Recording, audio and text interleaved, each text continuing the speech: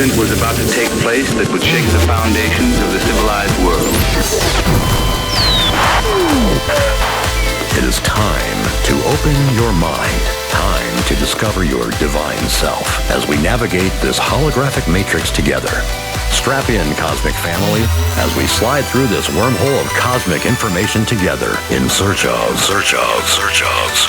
the truth. You can't handle the truth. It's time to go inside the matrix. With your host, Jimmy Brent. Okay, welcome everybody to the show. Hope you're having an outstanding day as we get ready for the new year in just a little bit. My guest today is Beth Martens. Beth is an author, business coach, inspirational speaker, and insightful motivator who has appeared on many of today's best truth-seeking, informative internet shows. She overcame extreme life-threatening adversity, which led her to finding her true purpose. After losing everything, including her health, Beth finally gave herself permission to follow her soul. Once she embarked on that journey, she regained her health and is now fulfilling her life's purpose. Beth, welcome to the show. Thank you for having me, Jimmy. This is really a pleasure. It's so great to have you on. After I heard you on Jeff Berwick's show, I was just so impressed, and Jeff was just like overcome at one point, with kind of where you guided him. It was just amazing, and you have such an incredible talent there, and that's why I was excited to have you on the show with us. So I always begin the show with asking our guests to sort of give us your story. Everybody has such a unique and interesting story, and yours is particularly that way. And so if you would please kind of go back a little bit and give everybody an idea of where you came from, kind of how you got to where you are today. I know, we could go into extreme detail, but just kind of the 10,000 foot view of your life so far. Nice. I like that. That's a good instruction for me because it is a very extensive story and I can go on for a while with it. But the Coles Notes, and by the way, story, it's such a beautiful way and a natural way for everybody to open and talk to each other because It is what connects humanity. Yes. That without that, we don't have the thread that makes it like I'm talking to a real person over there. So this is beautiful. I'm loving to connect with your audience. So I was working with my family's firm as a alternative to, financial impoverishment and total slavery, because in my world, I'd been born and raised by entrepreneurs and always had that taste of freedom through them.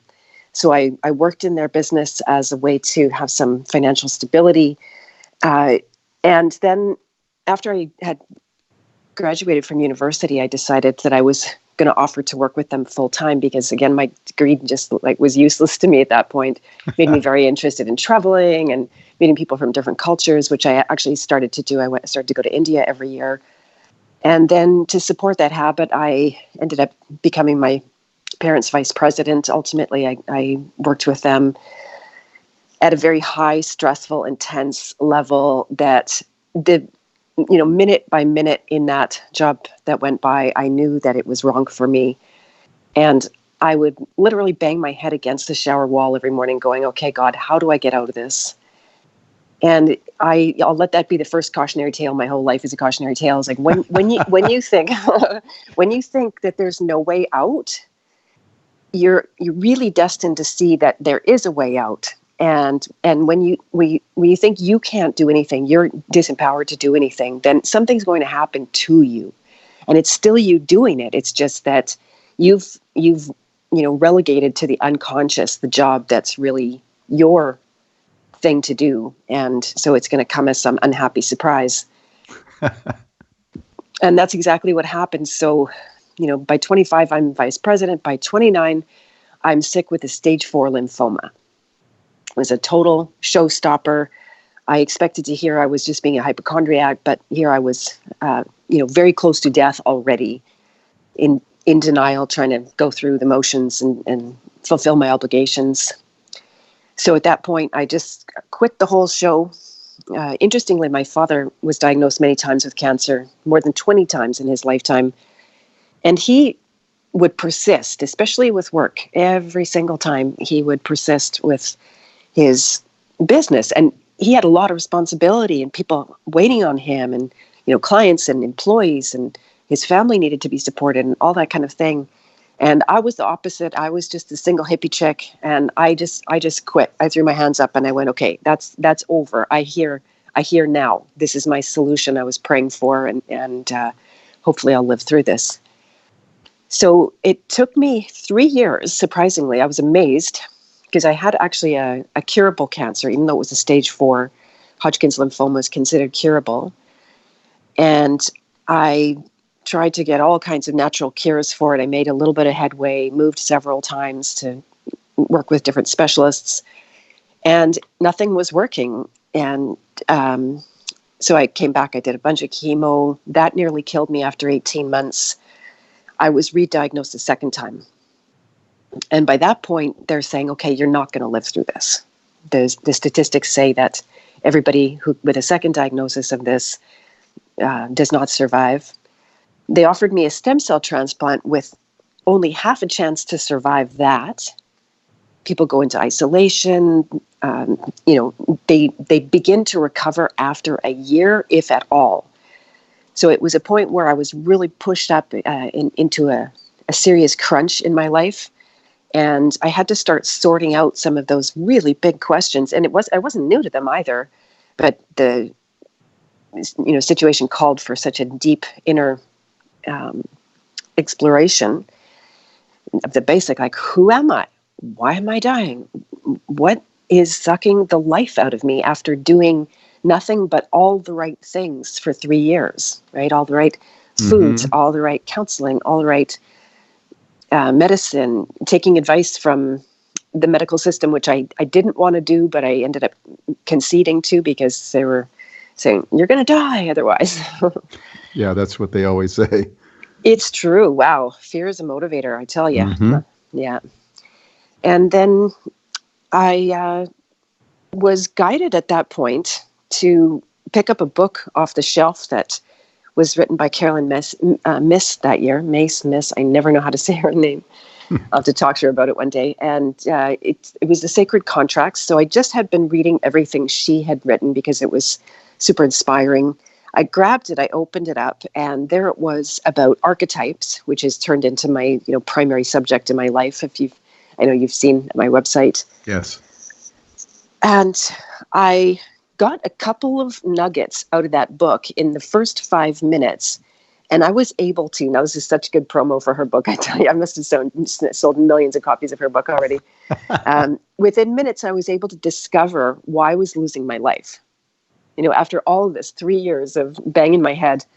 and the gist of it was that I realized I was doing everything out of fear of not surviving, out of fear of being sick. And as a result, there I was, sick and not surviving. And so I thought, okay, well, what's the alternative here to doing all of this from fear? And there's only one alternative to that. It's doing it from love.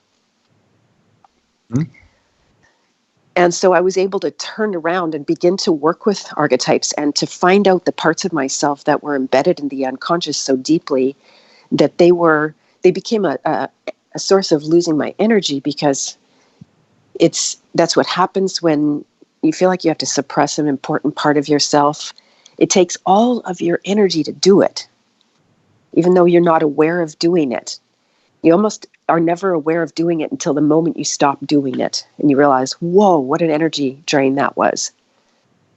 And so that little snippet about turning it around and living from love, living for love for myself, I no longer was protecting my body's health, my survival, my body's survival anymore. It got much deeper. Then I hired myself to protect my soul, because that was a much bigger thing at stake. I came to peace with the fact that, yes, I'm going to die. I don't know if it's this week or this year or in 20 years. But by facing it head on like that, by facing those fears, I was able to decide that, yeah, I'm actually not going to do this brutal stem cell transplant. Thank you very much. I'm going to take my chances. And it was amazing. The doctors, for the first time ever, stopped fighting with me. They saw that resolve. They saw that, they would have never been able to describe what they saw, but they would fight with me and scare me and, say all kinds of crazy things, throw me in the hospital almost against my will, just by saying I'm going to die that night. And, but finally I came to a place of such deep peace in myself that they just, when I finally said, no, I'm not doing the transplant, they're like, okay, good then. And, I think you heard this on Jeff's interview that my oncologist actually ended up committing suicide a few years later. And I was approached when I was working at a palliative care conference at the time as a musician, which was something that I did for a while after I survived. I was literally back in the wards where I was. I know you're a musician too. I want to hear your music. I was back in the wards where I had been receiving treatments, playing to other patients within months. I was hosted by a group of oncology nurses to do a conference. All of a sudden, there was this big, interest in how did this person survive, and actually, they didn't want to know why, but they treated me as such a beacon of hope, because for the most part, everybody's dying in their world, and right. I had beat the odds. So that's the short story, and. Then I went on. Yeah. Then I went on to, inevitably anything that you get for yourself. That I literally turned the corner, practically overnight. Went from being a dying person to a living person, and then over time, after surviving and getting back into life, it's like, people, I need to teach this. I need to give back of what I know now. That's amazing, and I absolutely love that story because it's so powerful. That's something that, we can all, take a lesson from in our own lives, because typically we are programmed into, a certain lifestyle. You go out and you get a job, or you start a business and you put your nose to the grindstone, and that's the happy life. You buy the house and the car and, have 2.2 children or whatever it is, Mm-hmm. And, but that's not for everybody, and it shouldn't be. And although the programming is so incredibly intense in our world, and it's gotten, oh my gosh, it's exponentially exploded, especially in the last 10 years, 15 years. Mm-hmm. We are under intense, psychological attack from mm-hmm. many different angles. And, we're also being slowly poisoned from many, and people don't like hearing that, but that's our reality. And anybody can deny it all they want, but we have to face what's going on in our world, but also understand that we can overcome it, which you are the example of. Mm-hmm, mm-hmm. Yeah, when pushed up against the wall, and that's where telling my story becomes something hopeful to others, is that they can start to do this work before they're in so much trouble that they're forced to do the work of deprogramming. Right.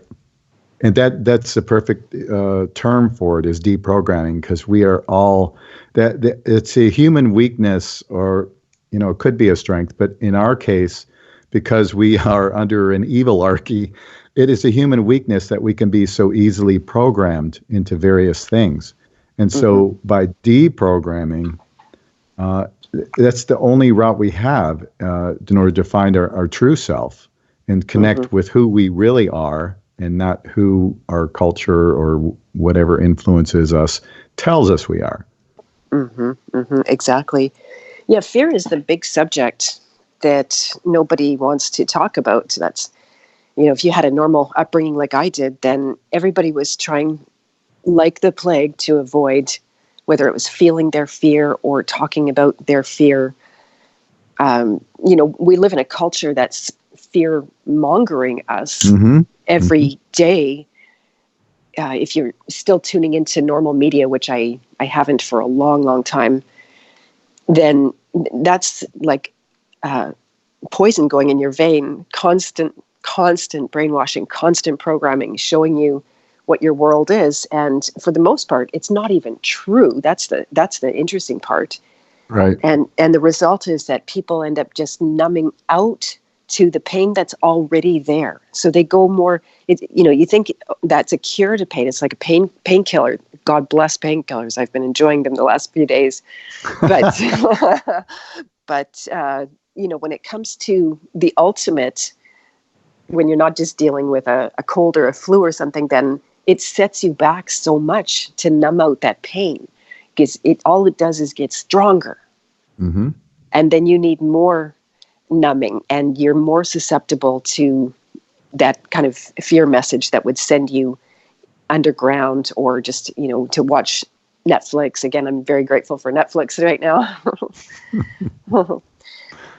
Well, there's a time and a place for those things, but when they become your life, that's a huge problem. And that's right. With the proliferation of psychotropic drugs, which we see everywhere, and now they're being pushed to children, it's very insidious what's going on. And you can't ignore that this is happening in our world, although it would be nice to be able to just ignore it and say, oh, everything's wonderful. It's not wonderful. But we are powerful beings, and we need to stand in our power and do what it takes to liberate ourselves, and hopefully maybe let other people know that it's possible to do that. And you're certainly a prime example of that.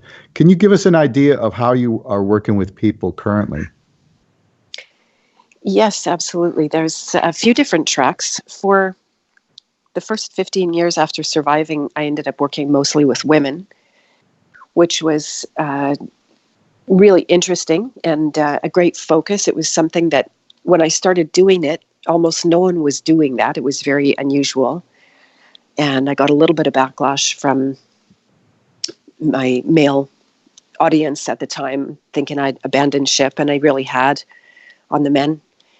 It was a good business exercise to get really, really down and clear. And for the most part, it was helping women to build businesses out of their life purpose, because that's something that if I had that back when I was really sick or before I got sick, and somebody said, hey, Beth, you could have your own business and your freedom and do it all in alignment with your purpose too, I would have gone, oh, really? Let's sit down and have a tea. So that became a mission that I could turn around and help women and, help them to get empowered, which right now I can't even stand saying that word. It's become such a popular culture, control, weaponized kind of right. a term on us now. I see through it fully. I had an awakening at that time, despite all my years of meditation and the whole spiritual side of my life, which I've been very devout one way or another for, 30 years now. Then the work became a little bit shifted. I moved into a deeper place inside myself. I went through the death of both of my parents, which is hugely transforming. I don't know, Jimmy, if you've experienced that yourself. I've had one. Yeah, so you've got a little taste of it. The second one is different. Not to scare you, but wow. Yeah. It's such a big rite of passage, which is so strange because every single person is more or less going to go through it. And it knocked the wind right out of me. At the same time, it was fascinating timing that I had someone come through my door asking for help to build her business. And she was a victim of both human trafficking and satanic ritual abuse. Oh. And she was a healer. She's one of those very few people who had got to a place of actually, lucidity. You can tell the healing's there because they turn around and they want to help other people, whether it's 100% complete. Some people argue you can't heal from that stuff. She was like Mother Mary to me. It was amazing. She could be nice to anybody after what she'd been through. Yeah. And it opened my eyes to that whole side of the world that unfortunately that represents. It's nothing little. It was my point of awakening to everything wrong going on in the world, and there was no end to it. I went down the rabbit hole and I got lost in the rabbit hole. It was the worst year of my life, really, in a way. and also the best year of my life, because I got to take off the veil from my eyes, and I was no longer in denial, afraid to see, because that's what it keeps us all in that place of being programmed. When you're afraid to look at something, then it keeps going on and on continuously. That it is how convenient. If you don't look at something, then you're not going to do anything about it. You're going to just be in denial. So I just let myself be betrayed to the reality of what was going on in the world, like what you said, the evil archy. Yeah, psychopath archy, I also call it. Yep. And it shifted my reality, but it also shifted my life. I faced new fears, all of these fears I really wasn't even aware of having. I gained a lot of power in my system. I gained a lot of momentum in my business, and the archetype work that I had been doing was now starting to come into a totally new resolution. That I'd worked with archetypes all of those years already, but now the hero's journey as an archetypal pattern of everybody's life resolved for me. I knew about it, but I'm a famous one for I want to discover it inside myself, and then it's real. Mm-hmm. So the hero's journey came in, and all of my work just started to coalesce. Of 20 years, all of the work that I'd done with archetypes came together in a new way that I'm currently writing about in my book. So the whole story of the journey is there. And so I lead people through these archetype journeys. It was in the process of becoming woke, I'll call it, just to use the term, in this truther world, that I also recognized how badly men were being beaten down and pushed aside, and how convenient all of this so-called women's empowerment stuff had. Oh, yeah. Right, was just putting men in their place, and I finally saw myself through that lens. I saw how, it's not cool to think men are stupid, and it's, because that was just normal for me. Unfortunately, that was in my head, my thoughts, sometimes off my tongue. My view of men was really the view of the evil archy. That's how I saw them. I tried not to see them. I pretended not to see them that way. But when I dug down and I saw, that's really what the programming has been, I let that programming go.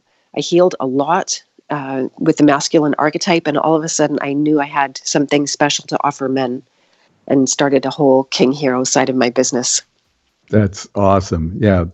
I guess the term toxic masculinity, has really been pushed out there heavily. Mm-hmm. And, there is some of that, but there's also toxic femininity too. So we'll talk about those things, and I really want to get into the archetypes when we come back. You're listening to Inside the Matrix with our guest, Beth Martens, and we've got lots of really great stuff to talk about. We'll be right back. All right, welcome back, everybody. Before we go to the next segment here, I wanted to remind everybody, if you've got a question for Beth, now's your chance to, put it out there, throw it in the chat or tweet it, however you'd like to do it. Let's take advantage of Beth's knowledge that she has here, if you want to, if you're so inclined. Anyway, before the break, Beth, you had touched on archetypes, and I'm sure there are people out there, and myself included, I want to know more about the archetypes and what that means and how that relates to our lives. Yes, totally. So one of the biggest things that we are suffering here on Earth, again, not necessarily knowing it, some people start to know it. I was knowing it, and it's that we live a relatively meaningless existence. You're talking, right, that you talked about it at the beginning, that we're told, you just go and you get the degree and you have the money and you get the house and then you're going to be happy and all of this kind of thing. And most people will persist through that illusion. Even when they're not happy, they'll try to convince themselves that that is happiness, and be in that upside down world. And from that place, then No crap. Can you repeat your question? Well, about the archetypes and what they, Right. Thank you. yeah. So the archetypes are basically a system for finding the lost meaning, because it's not that life is meaningless. This is a big lie. Mm-hmm. Something I can't stress enough. Life is incredibly meaningful. Every moment of existence, when that's remembered. We talked in the break a little bit, remembering, forgetting, Yes. forgetting. Yes. And so, it's beautiful. It's almost inevitably through connection. The archetypes are something that are the wiring for connection. I see them as an emotional and spiritual blueprint. As one metaphor, I'll use a whole bunch of metaphors. I also definitely see an archetype as a lens through which the light of God shines. It's the only way to say it. Mm. Otherwise, you start to get into the New Agey thing and see your source. You see archetypes as alive, as entities. Well, then you're starting to deal with possibly calling in the demons. Mm-hmm. That's a big trap. And I was there at a point too, calling Oh, on me too. archetypes. Mm-hmm. Oh, yeah, the ascended masters. Right.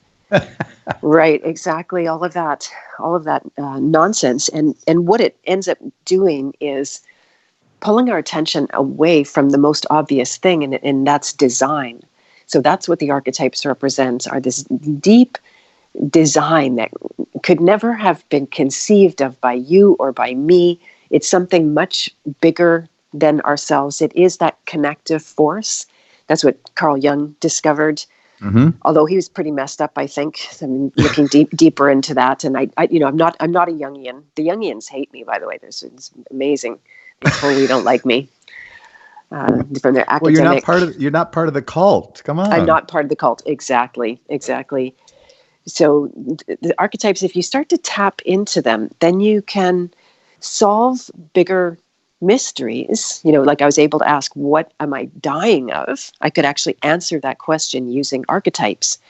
And it became a matter of just learning the languages of the archetypes, because they have such explicit scripts. They have very certain words that they use to convey their experience. They have certain desires. They have certain things that they don't like. And in a really beautifully predictable way that negates what we're taught this is more or less just all chaos. And that, anybody could all of a sudden be a mass shooter just because they took the wrong medication that morning. And, it's like, no, this is something. First of all, those are mostly false flags. But second of all, there's a deeper blueprinted nature of each person's life that you co-create with that God energy that comes through your archetypes.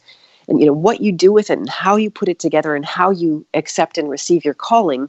That's why we were given free will, or not why we were, but we were given free will. And so how we go through our journey is in our hands. So the archetypes themselves, like if it's, to me, the big one that I'm always working with and that saved my life specifically was the rebel archetype. Mm-hmm. The one, my first word was no. I think you heard me talking on the Anacast that that was just a big part of my, nothing makes sense, you guys. Nothing makes sense. Nobody wanted to hear from me about that. And that was ultimately, I was so heavily suppressing that no part of myself that I was dying of it. I was trying to do everything right by society and nothing right by my soul. I was fighting the wrong fights. And that cost me so much. So then by discovering an archetype, you've discovered two primary things. One is an awakened way to be, and two is an unconscious way to be. So if you know how both of those look and you can just simply identify, oh, wow, that's the shadow of the rebel. What if I just wake that rebel up right now in this moment, right? And it becomes this instantaneous shift that you go from when you see a shadow, it's not a shadow anymore. I have a sneaking suspicion that a lot of our listeners are rebels. Right. Yeah. Right. I know I am. I'm the black sheep of my family for sure. Right, exactly. The whole truther movement is interesting. Lots of rebels, but you know what other archetype is really prevalent in the truther world? It just, I think nobody would really guess it. Do you want to guess? Martyr? Yeah, there would be some of that too. Yeah, yeah, it would. There would be a lot of it. The one that you might not guess is the lover. Hmm. And the lover is a stand for truth. Okay. The one who's relentlessly not going to rest until they have the truth, they speak the truth, and they live the truth. I So love to me, that. yeah, isn't that Yeah. amazing? It's a love thing. Yes. Yes. And I think it goes hand in hand with an actual moral compass. Gee, what a concept. Oh, bingo, bingo. Yeah, exactly. So then there's the individual archetypes that point to this much deeper soul level meaning. You know, at the surface, we're talking about personality. You can start to just describe the profile of somebody, but at the depths, it's really that soul's purpose, that soul's calling. To me, purpose and freedom are the same thing, right? So that's another reason that the truther world has been such a friend to me in these past couple of years, is because then, you know, you're tapping into that deep part of yourself that is sort of beyond words, but by connecting with other people on that vibe and on that level, you become, you can become greater than yourself. And that's one of the reasons to tap in with the archetype energy. You're tapping God energy, you're tapping collective consciousness. Mm-hmm. You do become more powerful, but not in a way of like trying to gain your power. It's or trying to, power over people. It's about becoming friends with that power, of wielding that power, of ultimately turning around and using that power to help others. Yes. Yes. Because, I mean, to me, that's the most satisfying thing in the world. I mean, to help other people, to attempt to maybe bring some joy into somebody else's life. Those are very satisfying things to people who are not completely broken and programmed into, this psychopathy we see, or the narcissist, or, whatever it is. These controlling type people, a lot of them are just incredibly broken, and they're acting out, what was done to them in many ways. And they do it to other people. And this whole system perpetuates itself over and over and over again. Mm-hmm. And it's right in our face now. A lot of this used to be hidden, is not hidden anymore. I mean, it's right in our face. We're seeing it with the ritual abuse, satanic stuff. We're seeing it with the child trafficking, the adult trafficking, the slavery still exists in this world. It's hard to fathom. And I think a lot of people thought that things like that were not very common, but we're finding out that it's not that way.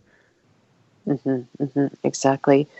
Yeah, and you can see how it's naturally built in. This is all pointing towards nature, right? It's all just a matter of design. You can't muck with it. Mm-hmm. Every story out there is the hero's journey. And it's not enough just to go and slay your own demons and dragons, right?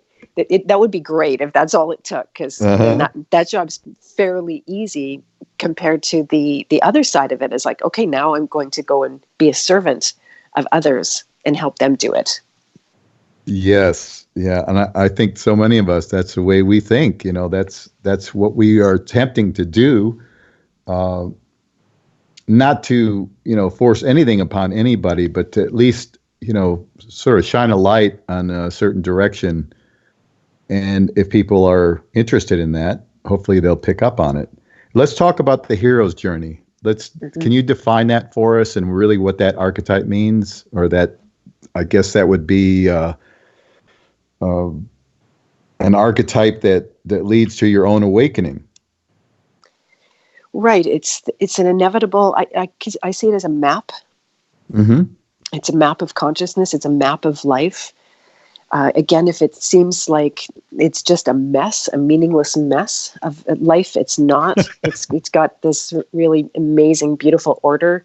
There are discrete steps that people are going to go through, starting with the beginning of the journey, which, by the way, to me, the hero's journey is cyclic and a spiral. It's not something that you get to the end of. Every time I'm at the end, I'm at the beginning again. It is a journey that's pre-writ. You can't not go on it. So, but interestingly, you have to decide consciously to get on it in order to, right? Otherwise you're unconsciously deciding not to get on it. You're still on it, but you're going to have results that are all about the unconscious expression, having the accidents, having the loss of energy, having the, people are just so lost in their depression and their anxiety, not allowing themselves to get up and hear the call. They don't have any support for that. There's no support helpline. I should create one of those. Yeah, of course. Well, that's crazy talk. Right? Exactly. Just in case you want to know you're not crazy. Yeah. And, exactly. And it actually, people do look like lunatics when they follow their calling, right? Because God asks outrageous things of people. Mm-hmm. It's always outside the comfort zone. That's why they call it the hero's journey. And the very first step out of the gate is terrifying for most people. It starts with the child archetype, and this is my version of the hero's journey through archetypes. By the way, something that I realized inside myself, and then I took it out and started testing it with people and realized, yep, this is a thing. Mm-hmm. I also want to credit the work of Carol Pearson, who did her own archetype work, and I think it's more based on Jungian archetypes, and it also works. But this is my thing. It's just a different take on the same thing. There's nothing new under the sun. And so that child archetype being where you're really called to see your denial and to allow yourself to be betrayed, which is something that, why would anybody do that? That sounds stupid, right? That you try to avoid betrayal at all cost. But it's that avoidance that ends up sticking people in this place of refusing their calling. So the acceptance of the calling is that betrayal of that you're no longer going to be able to see the world the way you see it or see yourself the way you see it. You'll never be the same. I remember every time I used to get on a plane to India, I would start bawling because I knew I was definitely not coming back from that country the same after. Right. And so coming out of the gate, making that resolve, starting to just face, because like the ultimate reason not to accept the calling is because people are afraid to die. Mm-hmm. And it's a chance to face death head on. That child innocent energy. That's no small undertaking right out of the gate. So most people, it's actually included in the hero's journey to refuse your call. So most people they'll pop their heads up. I have many clients that have done this. They're like, yeah, I want to follow my calling. I want to be valued for it. I want to create a business. 3 months into it, they're like, that's not my calling. That couldn't be my calling. I'm going to go back to the drawing board and really figure this out. And it's just like, it's daunting. Yeah. And if you get past that, then what ends up happening is you move into this rebel archetype. It's the second phase of the journey where you take up the fight. You allow yourself to get angry about these things.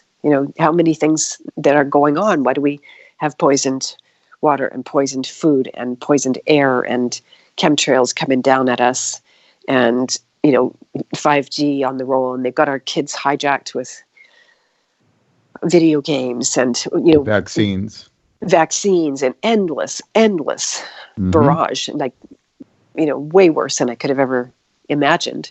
Mm-hmm. And so allowing yourself to get mad about that, it points you very clearly. So it's a system for using all of your, so-called negative emotions that the New Age world would say it's all, don't be negative like this. But using there is righteous anger. That's precisely the enlightened place of the rebel, that righteous anger. You can't stay there. No. The journey has to keep moving. You will die of that if you don't go through that door. You just sit in that door. Mm-hmm.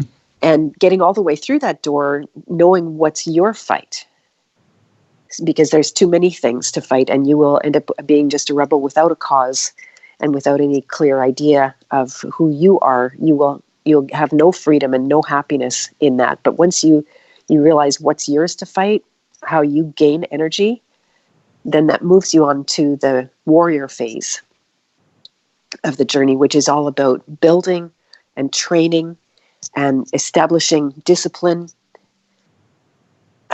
becoming a champion ultimately for others. That lets you move on to the nurturer phase of the journey. This is the same, by the way, for men and women, but they express them totally different. It's so fascinating. It's the identical hero's journey, but really looks different with men and women, that masculine and feminine. The nurturer is where it becomes more important to take care of other people than just satisfying your own wants and needs on this earth. And it doesn't mean you shouldn't be taken care of. That's the ultimate lesson for the nurturer, to create such powerful boundaries that you are included. Every time you're taking care of somebody, you're included. That's a big part of how I teach my clients, whether it's building a business or just, the nurturer blues is really common in my community, because these people are helpers. They do have this idea that they're here to not just satisfy themselves.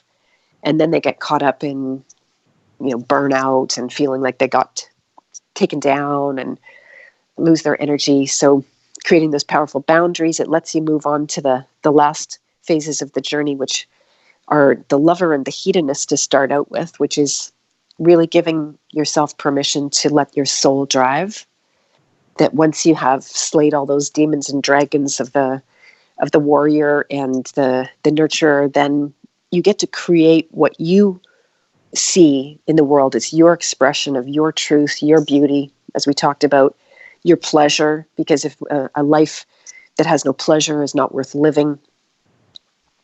Spoken like a true hedonist over here. And then it calls you to a much bigger, if you feel like you haven't already done a lot of work, then the next phase of the journey is the king. And this is a very fascinating exploration for me, because for all my years of being a feminist, I took that archetype and I made it maternal. I called it, instead of the king, which the energy really was, I called it maternal leader. So I needed to feminize it. Mm-hmm. And I was literally teaching my first course in this, and it was right in the midst of this live class when I'm like, no, it's the king. I changed my mind. It's the king. I take it all back. It's not maternal at all. It's totally the king. It was a real discovery. Interesting timing there. Yeah, exactly. It's a fascinating thing about the zeitgeist right now of being a woman. What ends up happening when you fight your whole life for empowerment and responsibility and doing the job that a man can do and trying to be as good as a man and all that kind of stuff, it ends up putting you in that king role, and that's unnatural, right? That's something that it makes no sense according to nature, but that's what we have a lot of, right? So many parents, single parenting, mothers, single parenting, so many of my clients having very masculine businesses, like to be out in business, that's a masculine thing. It takes masculine energy. And so the king is a really great archetype to explore and to become at peace with, because otherwise there's so much inner conflict. It becomes unconscious hating of that masculine king energy and wishing it wasn't there. I'm speaking this all from experience, having come to the other side of it to a great extent. And then, so the king assumes a lot more responsibility, is willing to take on the next leg of the journey, get up and out of the comfort zone from that hedonist archetype, really truly become a servant of the people, receiving power and contending with power. In order to contend with power and really truly be an instrument of bringing humanity back to nature, they need the alchemist. So the alchemist is calling them the last phase. Yeah, the very last phase, the biggest phase of the journey, the biggest section of my book. It's huge. And this is a chance to reclaim wholeness. Because without that, it's without the healing, without taking all of the fractured bits and pieces and parts of your life and pulling it together, then you're not truly able to help others. To a certain extent, but it's through the healing, through that deep inner work of whatever traumas are there that have split us up in our consciousness and make us remote from our own bodies and our own breath and who we actually are. Aristotle says that the whole is so much greater than the sum of the parts. And so the alchemist is the opportunity to discover wholeness, to ultimately birth sage wisdom, to birth trickster energy. So you become a teacher at a level that people aren't even really aware of that you're teaching. They don't know what happened to them. I like that. Yeah, and then your life becomes that instrument of returning humanity back to nature, and then it's full circle again. You're back at the beginning with the child, that nature child, who is looking to use its superpowers of harmonizing with nature. Not talking about going to live on the land, although that's a good idea regardless. Oh yeah. But it's how could we cooperate with nature, work with the natural laws.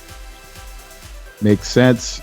Hold that thought, Beth. We're going to take another short pause. You're listening to Inside the Matrix with our guest, Beth Martens. We'll be right back in just a little bit. Stick around with us. Be Brent. Okay, welcome back, everybody. Inside the Matrix with Beth Martens today. One other thing, you've touched on, a lot of the traumas and the things that we need to heal within ourselves.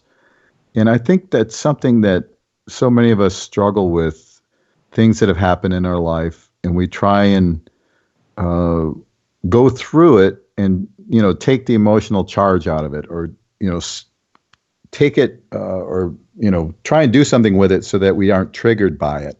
And a lot of this stuff is unconscious too, which makes it even more difficult, I think. And people don't even know some of the traumas that they have because they've squashed it down so much or whatever. And it's no longer in their conscious awakening, especially things that happen in childhood. How in the world do people deal with those kind of things? Or how do you, how have you seen that? Yeah, I love this question. It's something that obviously I had to find the answer for myself when I was sick with cancer, and needed to understand what healing meant. The traumas that I had faced are now. This is just going to sound stupid. I don't really believe in past lives, and yet most of the trauma that I've dealt with has been from past lives. It's not anything I didn't have the perfect upbringing, but I wasn't a victim of ritual abuse or anything so severe like what I was acting traumatized as if I had been through all of that stuff. And so ultimately, every road to me leads to this Rome. And it's beautiful because it simplifies the heck out of it. And it's, first of all, the self-mastery and self-knowledge. Because if you, and what that requires first is a decision, a conscious choice to not have to, or, to resolve, I'm not going to go through this misery anymore, whether it's the health related like it has been for me, or whether it's relationships falling apart, or trouble in career, or with finances, or your spirituality, however that trauma ends up expressing, and probably in all of those areas of life, then getting to that place, hitting the wall, going, okay, enough. It can't go on like this. The suffering of being asleep in this way, being traumatized, is greater than the suffering of awakening, and awakening is suffering. Why everybody avoids it, thinking that it's better to keep suffering with the trauma. But like you said, it's all of this gets decided in the unconscious. That's not nobody has that conscious thought, and that basically it makes no sense the way that we reason through things in the unconscious. There's no reason there. There's no meaning. There's no purpose. So gaining that basic self-knowledge, self-mastery, to me, that's where the archetypes come in so beautifully, because they create a medium for precision, to see exactly who you are, exactly what your values are, exactly what you want to create in the world. You see your shadows, if it's that rebel without a cause who just fights for no reason, or fights because they're bored or they don't want to do the work, is often a very common reason that a rebel will fight. And, seeing that stuff for what it is, then you're like way ahead of the game. You're actually halfway to the other side of a trauma that way. Now, the other side, the other half, is much bigger and much harder. So that first epiphany, that self-knowledge, it's absolutely important. But the next steps, the next layer is all about going to release, which is a word that's not totally accurate, but we kind of run out of words for the concept of it. The basic thing of it that I said earlier with respect to the archetypes is that if you can discover where you are suppressing parts of yourself, where you are actually splitting yourself, the way that, for example, when there's cancer in the body, your body encapsulates it into a tumor. It just contains it, and it pushes it off into a place that's much safer than if that cancer is all free floating around in your body. It's the same thing with psychic pain, right? So if there's something so ugly and awful and nasty in the psyche that couldn't be dealt with live time, or that that's mostly when we're children, and children have no capacity to heal in live time. There was all kinds of protective mechanisms because their psyche could not handle going through that pain at that time. Then it's set aside for a different time.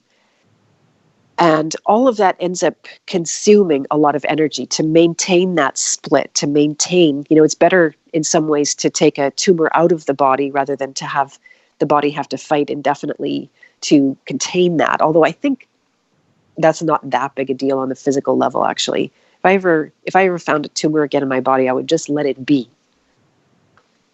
Just let it be. Don't let anybody poke it or pull it apart. It's like the body's smart, knows what to do. When it comes to identifying that split, it's pretty esoteric. This is something that in the deeper recesses of trainings with clients, they have been able to discover the feeling of a split.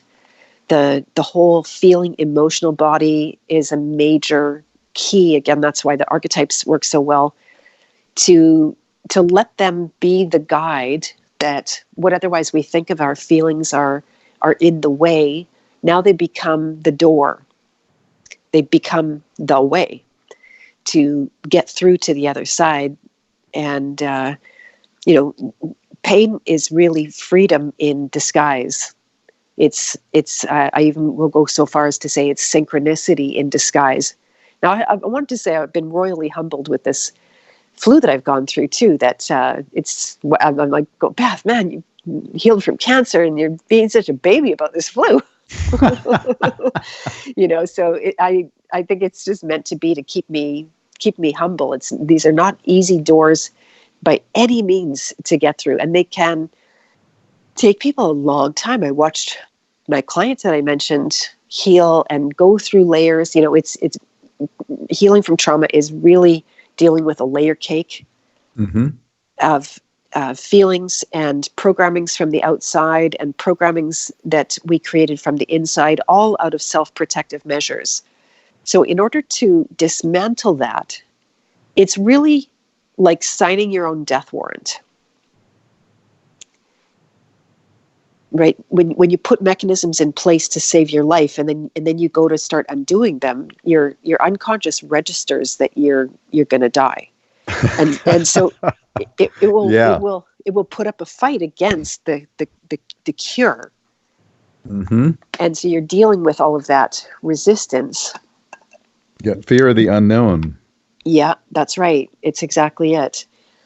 So, but when you want your freedom more, then you want to hold on to all of those, ultimately what they are is lies, then there are many systems for just simple emotional release to start letting up the energy that's being used to hold the hard emotions underneath the surface. And underneath that is, if you can get deeper than the feelings, because you could spend an entire lifetime releasing feelings and still not get to the bottom of traumas. But if you can identify the programs underneath that hold all those feelings in place, then you can have greater velocity, greater speed. Sure. at letting that stuff go. What do you find is the best method to sort of bring those things out? Is it just a matter of talking it through with other people? Is it a matter of going through experiences and being able to see yourself from a distance, so to speak, and recognizing when you're being authentic and when you're, sort of playing a role? Yeah, so having that perspective of yourself, having that willingness to see yourself rather than to always look for someone else to blame for a situation that's not good. Being in the place of self-responsibility, that goes a long way. The disposition of that, like, okay, I want my freedom, and whatever stands in the way of my freedom, I'm going to let that shit go.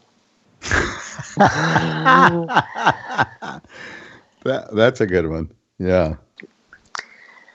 And again, it's a tall order. The example I often use, almost always use this one, is the buffalo, who I live on the Canadian prairie here. And there used to be buffalo here before the genocide of the buffalo. And they know instinctively that when a storm comes, and if they're out in the prairie, and you know how violent a storm can be and how fast they come on. So they know that they don't run away from a storm, because that's what's going to happen. It's going to chase them. It sometimes perpetually. They know to actually run headlong into the storm. Wow. Because that's the fastest way to the other side of it. And that's, to me, is the best example of using the release process, using your desire for freedom, which is so relevant in this truther community. Everybody wants their freedom. So let it be the basis of your healing. That's another reason why it's so encouraged for me to get people out there and knowing what's your purpose on this planet. What are you supposed to be doing? Because, and why everybody avoids it is because it's going to bring all that shit up. Oh, that's a great point. That's so true. Yeah, you're gonna be challenged right to the core, and that's the point. You want that. You want to see how strong you are. You don't want to cater to the resistance and that lie that you're not capable. So, there's a big thing that in the healing of traumas, life will bring your stuff up, no problem, right? People die, there's accidents, there's bad surprises, all that kind of stuff. Life will bring up your stuff, but you can bring up your stuff. And that, to me, is a very powerful disposition to get into in life, where you're going, okay, bring it on. I know it's going to happen anyway. But instead of just waiting for it, I'm gonna go into it. I'm gonna do this work. I'm gonna take it on more like a game, more like a challenge, and put myself under the gun, or do crazy things. Because it was funny, even before this last year, I was in the comfort zone. things were going well. Nothing was broken. I was getting by just nicely. I had a great little life. But there was this bigger calling. This stupid king archetype was calling me on the other side, saying, do more, write your book, get out, have a bigger voice.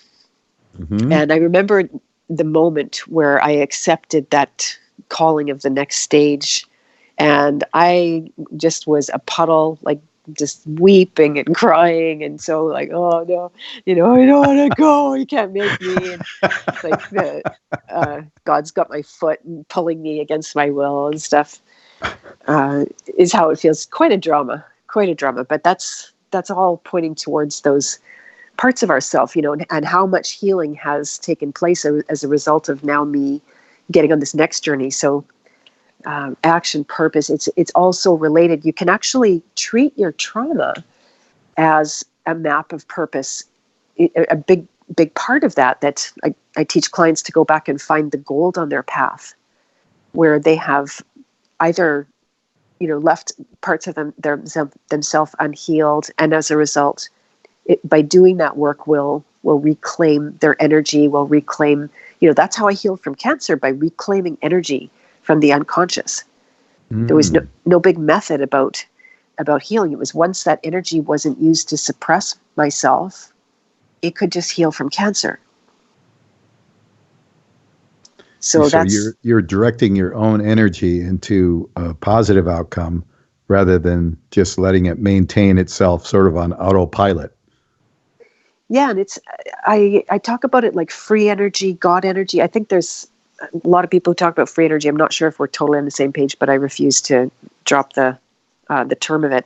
It's like when you free up energy, it's no longer being used unconsciously, like you said, then it naturally wants to do good things. Mm-hmm. It wants you to have what you want. It wants your body to be healthy. It wants you to be happy. It wants you to be successful. It wants you to all of that kind of stuff. So it just naturally does, as if magically, great things. You don't even have to necessarily direct and get into, I'll do something positive. That's what that energy will do anyway, if you just let it. Sure. Makes perfect sense. Yeah. You asked also just about methods, if you want me to talk about that. Yeah. For healing. There's a couple of ones.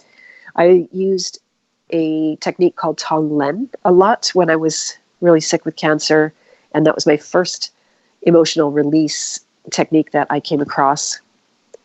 And it's all about using the breath to pull in to the self what's not wanted, and to breathe out what is wanted. And then to do that on behalf of others who struggle and suffer in the same way. That's interesting.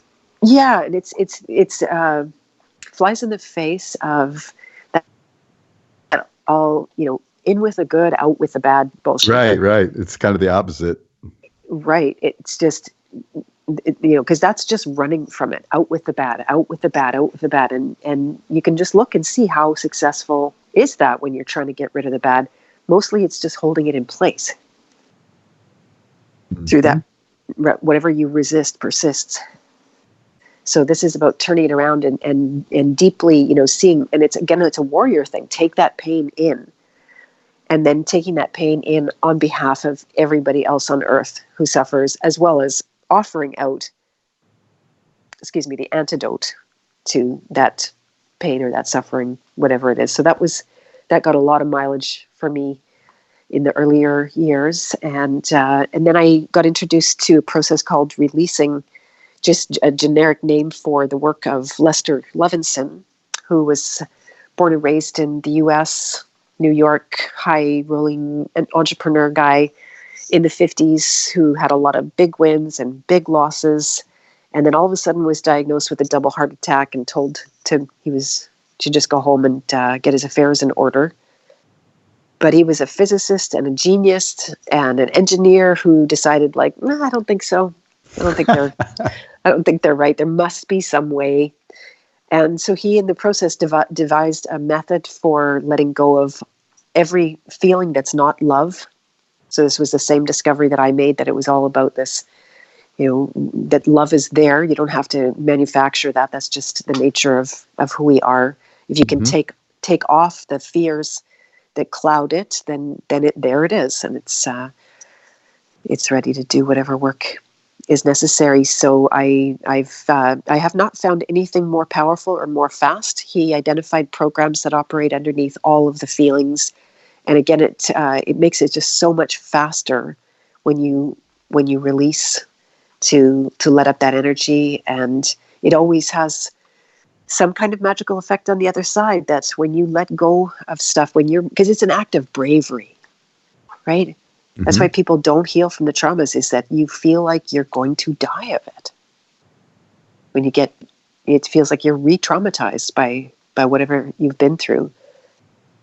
And coming out the other side of that's really a serious warrior's work. But the beauty is, I keep proving to myself over and over and over again that it's 100% of the time that trauma is lying to me. And it's not death at all. It's a big fat illusion threatening death, but really it's just stuck energy. So what was Levinson's method? How did he do it? He identified, so simple, and he made it so that people could learn it and do it for themselves. He didn't want anybody calling him a guru and following him around, which they did anyway, but he identified 3 programs. The names of them are, the first one is the want for control. The second one is the want for love and approval. And the third, the deepest, most suppressed program, is the want for safety and survival. And so by asking yourself, if you get a lot of anger coming up, and it's not righteous anger and it's ripping you apart and you're losing energy to it, and you just ask yourself, is that wanting control? Is it wanting approval, wanting safety? And you identify that program by letting go on the program instead of the feeling, because the feeling has all kinds of associations. The program is more painful, but it doesn't have any associations. And so you don't get stuck. It's a training and a discipline to be able to recognize those programs, and our systems are like computers. They got to listen to us. If you say, "Oh, let that program go," then it goes, "Oh, okay." Yeah, and that kind of goes back to what we were talking about before, is being able to sort of step back from yourself and observe things and being aware of your thoughts and things that pop into your head and say, where did that come from? What's that all about? Exactly. Yeah. Not take it for granted, because how much of that stuff is implanted? Mm-hmm. It's all implanted, actually. That's not original thinking. So right. You need to discover that, oh my God, that's not me. Yeah. Yeah. And that's the battleground I think that we're at today. I've said before, and we were talking on the break as well, to me, World War III is a battle for the mind and a battle for consciousness. And that's what we're up against right now, because there are people who want to control our thoughts and control us in every, some refer to it as full spectrum dominance, so that, they can feel powerful. And I'm referring to the evilarchy, those who are, I think many of them are actually soulless beings, that they can't actually grok what we're talking about, but they have that intent. So we have to be completely aware and understand the process that's going on here. And until we can step back and see things for what they are, it's we're just in it. But the idea is we're in it but not of it. That's right. That's right. That's the power, because you said before also, people want to live in the world and have a nice life, and so you should know all this. That was the beauty for me after gaining all of the awareness of what's going on in the world. My question was like, okay, well, what now, right? Like what is the work now? What am I meant to do now? And I amazingly came around to like keep going, do the same thing. It's the same thing, just with your eyes much wider open. Mm-hmm. But the soul's work, that's the cure of all of this. That if we do that soul's work, then we become a master of the soul, and a slave to inspiration rather than the evilarchy. That's it. Okay, we're going to take another short pause, Beth. We'll be right back in just a few minutes. Stick around with us. All right, everybody, welcome back to our final segment of Inside the Matrix. Today, here with Beth Martens, and we're getting into some deep stuff, which is really great for everybody. Now, Beth, you had mentioned earlier about your near-death experience, and you kind of touched on it, but I'd like to hear a little more about what occurred there. Yeah, it was definitely life-defining moment for me. I had been through all of my treatments at that point with an incredible amount of positivity. You know, I'd been to India 8 times, and it was all the toxic positivity you could want going on there to, suppress at all costs, take the high road, and never express a fear. Always say, "Oh, I'm, going to get through this, and this is all going to be fine and good." And then there came the day where I was beaten down after 11 months of straight chemotherapy. It was absolutely a brutality to my body and to my soul. I had been flattened, all of my ability to move and take care of myself and just, do anything. My hands were useless to me because the drugs caused allergic reactions. I couldn't use my hands, and just systematically every day. And I finally hit this day where I could no longer sit up. I could no longer do anything for myself. And I just thought, okay, I think this is it. And I just, instead of taking up the fight, instead of being all rah or positive or calling anybody in, like I was at that point used to doing, calling in a lot of help, I didn't call in help that day. And I just let myself lay there, and I laid there, and I laid there. The sun was setting. The room was going dark. I was losing my lifeblood by the moment, and I just surrendered. I thought, okay, Beth, just let go. The fight's over. Can't do this anymore. And so I waited to die. I didn't die. Amazingly enough, I on the other side of surrendering to death, I had a total breakthrough. And the breakthrough was seeing who I actually am on the other side of all of that fear. Once I surrendered to death, the fear of death was gone. I faced it. I was like one with it. And that, again, that just seeing the lie of the whole thing, that on the other side of this death was actually not pain and sorrow, it was joy. It was all of a sudden I was happy. There was no misery. There was no pain in my body. There was no shred of suffering whatsoever. I felt whole. I felt complete. I saw at that point that I came here for a reason, that I have a mission on this planet. I saw that there was absolutely no way out of that mission. It's a contract with myself, with God. And that if I wasn't going to fulfill in that moment on the contract, if I was going to die, I would just have to come back and do it all over again. I saw that sacred purpose doesn't exist in a vacuum. No one person has sacred purpose. It's only how you fit in with humanity, how you're related, intimately tied with humanity, that creates purpose. I saw that I was ultimately satisfied. I was whole. I was complete. There was literally nothing missing from me. I didn't have my house anymore. I didn't have my car anymore. I lost all my money and my career, most of my friends.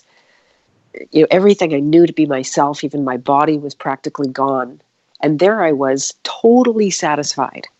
And it was just like this. That's a big lie, that I need to go and do this and do that and do this to get satisfied. So I knew I never again needed to do anything to fulfill myself. That was all, there's a lot of other reasons to do stuff, by the way. People think, oh, well, now why do you do anything? And there's a whole bunch of reasons. The big one called love. Mm-hmm.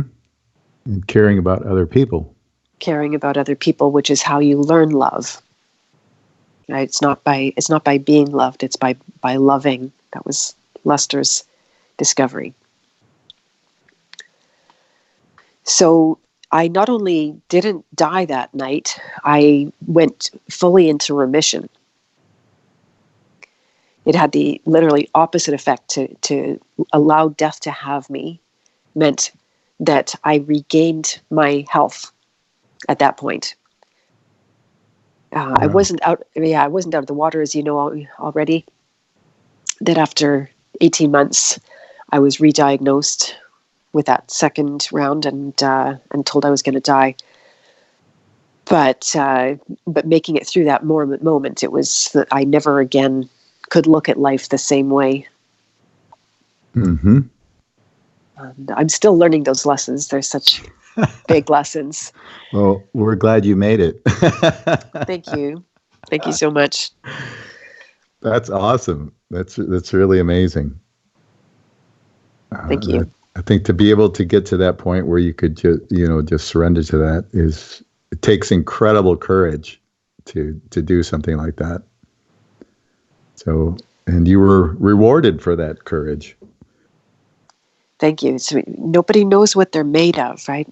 So much fear, and it'll still come up, and life never stops challenging. I think it's very pre-writ and designed to keep us in that humble place. Otherwise, I think you can't actually really help anybody if you have no sense of where they're at. Mm-hmm. I don't stop being challenged. I don't stop doing the work of finding my purpose, which sounds stupid. At this point, you think but it's a cycle, and everybody's going to come around to that place of feeling lost, so that they can then feel found.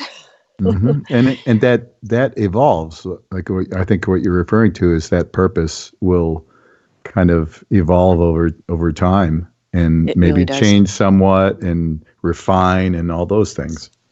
Very much so. Yeah, it looks different. If you mapped back my life since that point of realizing what I was here for, my life has looked different every single year. There's people in my community who've been with me for 20 years and have seen that transformation.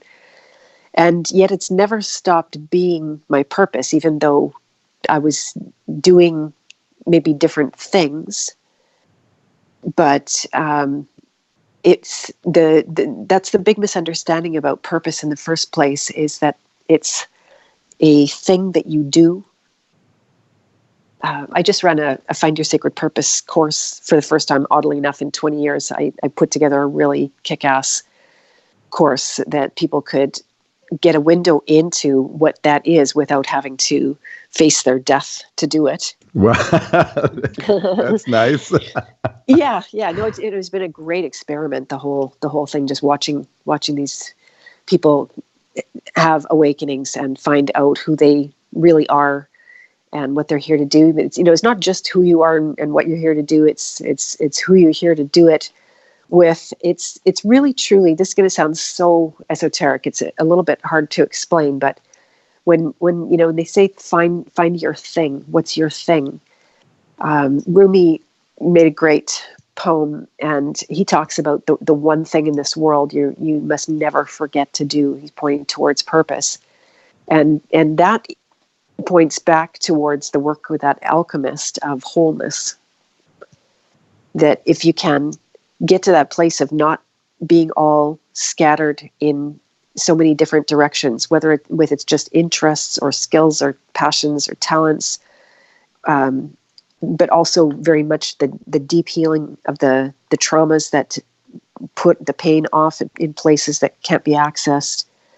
All of that, to come to a place of wholeness, to just be one person, is to me the most miraculous moment of moments of my life when I have that awakening, that awareness that I am just one person. I'm just one being, and I don't mean like oneness with all the la la la, like that's satanic, new age stuff. But this is because we don't know how fractured up we are. And when you touch down on wholeness, it's just like, that is a totally different experience of living. And that's when purpose comes through you. That's when you know, okay, this year the project is a book, is how my purpose is expressing, and other years it's been my music and CDs coming out, and other years it's really focused on the art of coaching and getting people to the other side of their trials and tribulations and getting out there with their purpose businesses. So the shift focuses. I was very into yoga at some point, and I went to India 8 times. But frankly, releasing is a way better method for freedom. And so I jumped ship, and I'm not. I will do yoga to save my life, just so I don't go rigor mortis while I'm writing my book. But so it's everything shifts and changes, just like you said. It's a constant moving target, so to speak, and no one should ever stop themselves from expressing in the way that they feel like they need to. Or a big problem that I help clients solve is not to feel like they have to eliminate any part of themselves, that it's really about pulling it all together and being that wholeness. And it's always something very different than what you expect it to be. Fascinating. I love that. So now let's talk about your book. Tell us about what's going to be, kinds of things are in it, and what's happening with your book. Because obviously you have so much great experience that you can share with people. And also, after talking about your book, I want to make sure that we tell people where they can find you as well. Okay, for sure. Yeah, thank you for that. It's fascinating. It's 20 years since I survived cancer, or 20 years since my diagnosis. It was 1999, so we're just about in a 20-year anniversary being done now. And all these years, I've heard people, "Oh, you should write a book. You should write a book. You should write a book. You should write a book." And it tortured me, actually, that I should be writing my book. And even right now, it's torturing me. I don't want to do it. Yeah.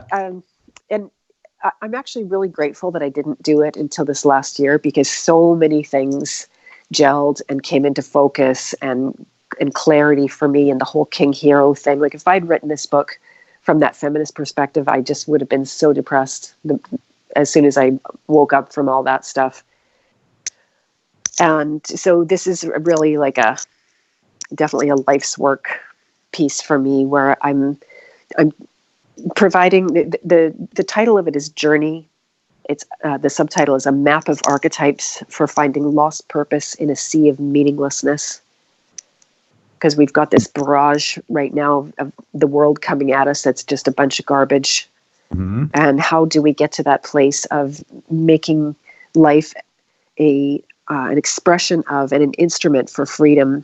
Because if everybody got on their purpose path, then we would no longer be controlled by the state or authorities or medical systems or whatever it is. We would be answering to God. Yep. Directly. And you can't control those people. That's why they don't want us to have God. That's why they persecuted my ancestors in Russia for, my great grandfather, as you heard me say on Jeff's thing, he was jailed for his religion. He was also arrested for antagonizing the government. And my kind of guy. Right. Yeah, me too. I know. I can't sing his praises. Johann Scheider. I like to say his name. Keep him alive. So that's the purpose of the book, is to give people a map for what I had to do blindly, and for what ultimately took me 20 years to decode and decipher. Now I've put it together in a step-by-step process, walking through the archetypes that we already talked about of the hero's journey. Mm-hmm. And going through and finding with a fine-tooth comb, who you are. It's specific for, no, everybody on earth is going to, like, there's nobody without a purpose. You already touched on the fact that some people's souls do die, and that does make them purposeless. That's a whole different scenario. But for anybody with a living, breathing soul, they have a purpose. Never doubt it. Don't think that you're going to be the only person on earth who didn't have a purpose. You do. And so this just makes it easy for you to go through and identify that for yourself, to see where you are, you have the potential to gain energy, and you also are losing your energy, so you can work to plug those holes up and reclaim your life. I'm weaving the story of the masculine and the feminine throughout the book, because that's become an important mission, just to support men in particular when it comes to personal, spiritual, emotional development. That's a harder thing for men to do. Mm-hmm. Wasn't that brilliant how Jeff responded on the Anarchast interview? Like, it was incredible, absolutely incredible. I like, it sounds weird to pride myself in this, but men can open up with me. There's something that, like, to watch him do that on a live interview and not edit it out. I was so curious to see at the end if he let that go. And it was such a point of connection that he did that. His audience so recognized him. Oh yeah, that was so incredibly honest and authentic moment for him, and for all of us to be a part of that. It was just amazing. Exactly. So that's really hard. That's easier for much easier for a woman. For a woman, they struggle to get out and do something like what you're doing, being a public voice and standing for the truth and taking the hits, whatever. That's terrifying for a woman. They're, just to get up and give a simple talk can be so excruciating for them. But for men, it's the same when it comes to doing the inner work and facing the traumas that men have been traumatized. Mm-hmm. Not that women haven't been, but that when you look at the traditions of rite of passage for men, it's really not rite of passage. It's trauma-based mind control to keep men all cut up inside and divorced from their soul and their feelings. So the book weaves together. I always have the image of a DNA, the two strands of the DNA, how they weave together. They not only weave together, they don't exist without each other. So I want men and women to see that about each other, to cut each other slack, to stop trying to hold up standards of, women want men to be women. It's like, why do you want that? Yeah. That's right. And I learned the hard way that in my relationships that I got that, right? Like I'm strong king woman, and I can make a guy do that, but nothing good comes of it, right? And it was just such a big mistake and an act of going against nature. So I want to, all my mistakes, I want to share them, and I want people to learn from them so that they're no longer mistakes for me. There's something of value to others. Yeah, that's great. And just weaving together all of my stories, all of the things that I've talked about for 20 years now, but have never put down, and had the discipline that I really want people to be able to take this book and do deep healing the way that I did with other people's works, and get a window into a meaningful, rich life that they might otherwise not discover. That's great. That's going to be really good. So where can people find you? I know you have a website, BethMartens.com, mm-hmm. but you're also on YouTube too, and Twitter and things like that. Yes, I'm all over social media. So you can usually find me just at Beth Martens. I'm pretty consistent. If it's Instagram, I think it's Beth.Martens, Martens. Mm-hmm. BethMartens.com is the kind of gateway drug for all of that to get you finding me. And there's a couple of things that you might want to do right away at my website is sign up to do the King Hero Archetype Quiz, or what I call their Merpreneur Archetype Quiz, which is more the women in my audience. Mm-hmm. And that lets you find out in about 8 minutes where you are on the path of purpose. So Wow. you right away, you get a window into where you're gaining energy, where you're losing energy. And it starts you off with a lot of self-awareness. I've had a lot of people come through and do this quiz. And there is, I also offer programs in the King Hero's Journey to walk people through those archetypes, either with a handhold. I've got an online program, same with the Merpreneur's Journey. And the Find Your Sacred Purpose course, for anybody who's listening in time, is still running, and it's not too late to jump on. This has been a powerful program. All of the materials exist online, and then we've got a session coming up in January. So if anyone still wants to jump in on that, all you have to do is look for the tab at my website. It says Find Your Sacred Purpose. Now, is that a webinar you're doing, or? Yeah, it's an online course. So okay. I've got, there was a live retreat, there was a live Q&A, and then there's a third live event in January with a group of people from around the world. And going through the specific techniques, now I've outlined a process to find your purpose in much less time than you might do on your own. And, well, that's super useful. Yeah, I know. I was amazed how much interest there was, actually, that people wanted to go back to the basics. And it wasn't even the beginners who took my course necessarily. There were a few of them, and it worked out well for them. But even if you're already deep into it, you've gone through your life, but you just hit that moment where you feel lost. And all kinds of things can do that. I'm royally humbled where... Or distracted, right? Lost, distracted, exactly. Denial, or next level calling, and you're just going, no, you can't make me, you can't do this, can't do this on my own. Then this is a really good place to access what your next steps might be.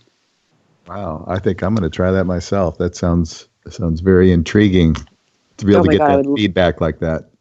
I'd love to host you for that. The last thing also is that I'm pre-selling my book. I've been doing that so that I can gain some momentum with the community around me and get the cheerleaders going, like, when's the book coming, Beth? When's the book coming? And at the moment, if you squeak in under the wire and you hit that button to buy my book right now, you get this huge bonus along with the pre-order. So for just $20 plus shipping, you get access to the last 6 months I've been doing regular archetype study groups as a bonus, just as a service to my community, to get this conversation around archetypes going. And right now, all of those recordings exist. I think there's more than 21 hours of recordings, and they are all so brilliant. Wow. The people that showed up, is beautiful. I will restart up again, a live group again. I haven't set the date yet, but it's worth it to go and just make the small investment in my book. All right. Thank you so much, Beth, for sharing your wisdom and knowledge with us today. And we look forward to talking with you in the future. So please, people out there, visit bethmartens.com. And everybody, Happy New Year. The next show will be next year. So we'll see you all next year. Thank you very much. This is Inside the Matrix, hosted by Jimmy Brent. Who are we talking about? Jimmy Brent. Live every Sunday, 3 p.m. Pacific, 6 p.m. Eastern. Exclusively on the KCOR Digital Radio Network. It is worldwide. Broadcasting from an undisclosed location deep within the neon capital of the world, Las Vegas, Nevada. For more information on the host and the show, please visit InsideTheMatrix.org. That's InsideTheMatrix.org. It's time to break the chains of manipulated consciousness and claim our true nature as creative, divine beings. Inside the Matrix. Inside the Matrix. This is KCOR Las Vegas, home of the Digital Radio Network, broadcasting from a shack just south of Area 51. Wait, that doesn't exist. This is the KCOR Digital Radio Network. Now for the news.